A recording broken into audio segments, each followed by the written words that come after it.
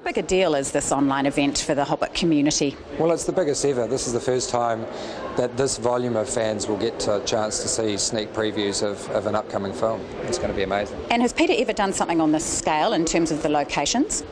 Yeah, Lord of the Rings in terms of the locations was his biggest scale, but in terms of the films themselves, no. We had, the sound stages that they built out there at Portsmouth Road are as big as they are anywhere in the world, and so in terms of the studio shoot, it's the biggest we've ever done in New Zealand.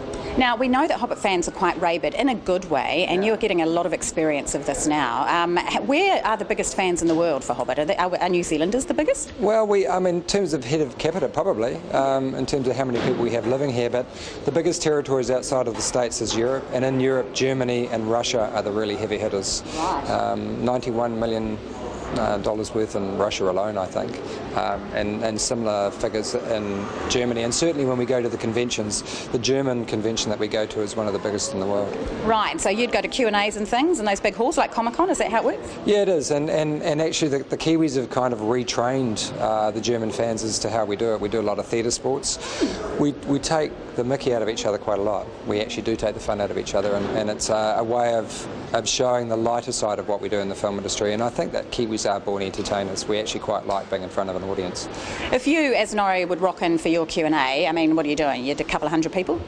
8,000 people. 8,000? Yeah.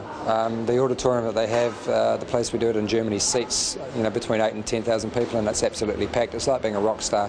I kid you not, it's the closest thing that I will ever have to being a rock star. Good on you, that sounds awesome. And they take this kind of thing incredibly seriously, and it's all about detail. So something like today with a Q&A, what sort of question lines will we be expecting? They try and trip you up, actually. They try and find out how much you know about Tolkien and his earlier works, how much you know about the actual book, and how much you know about the backstory of your own character. Luckily for us, the dwarves are fairly sketchy in the book, so actually the backstories that we have are a lot fuller than what Tolkien wrote in the first place, and I think that's because Peter and Fran and Philippa went back to the appendices and a lot of stuff he wrote after to try and explain The Hobbit when he came to Lord of the Rings. So we're actually pretty up on it. You kind of have to be. You have to know your stuff. Overseas, the costuming is the thing.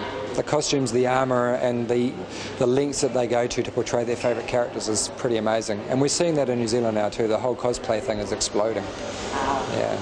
Now, let's very quickly just talk about Peter's access to his fans. He's got over 1 million fans on Facebook. As the media, he pretty much doesn't need me anymore or any other of us. He just goes straight to his fans on social media. How effective is that being for him? I think it's been amazing.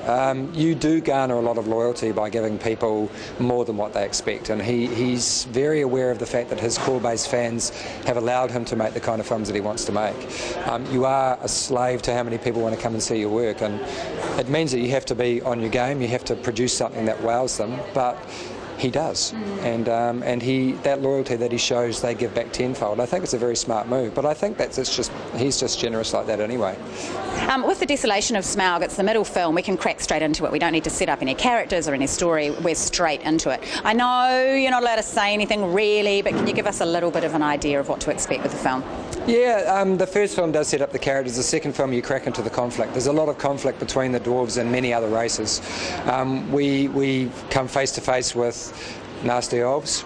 We come face to face with nasty creatures, and it really is a test of the ability of the dwarves to actually see things through.